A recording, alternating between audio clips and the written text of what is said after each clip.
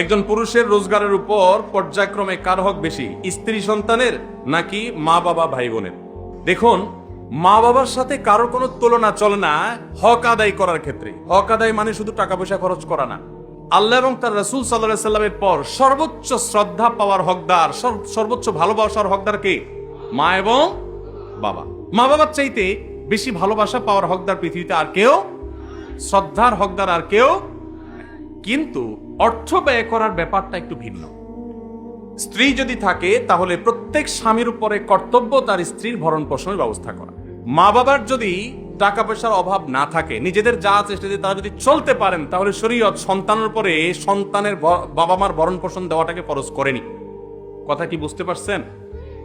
কিন্তু মা বাবার প্রতি শ্রদ্ধা দেখানো, তাদের জন্য অর্থকড়ি নফল হিসাবেও খরচ করা, এটা আমৃত্যু, এমনকি মৃত্যুর পরেও করতে হবে, আজীবন করতে হবে, মৃত্যুর পরেও করতে হবে।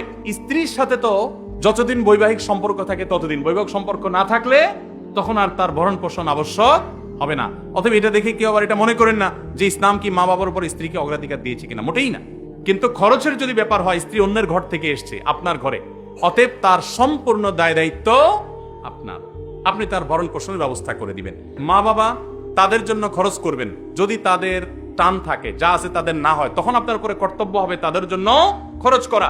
আপনি 10,000 টাকা ইনকাম করেছেন, মা বাবার কোনো ইনকাম সোর্স নাই, আপনি না দিলে তারা আর খেতে পাবে না, অন্য কোনো সন্তান নাই বা তারা দেয় না, তখন আপনি স্ত্রীর জন্য যদি 5,000 খরচ করেন, মা বাবার জন্য আপনাকে 5,000 খরচ করতে, 5,000ই খরচ করতে এমন কোনো কথা নেই, তাদের ভরণ পোষণের ব্যবস্থা করতে হবে।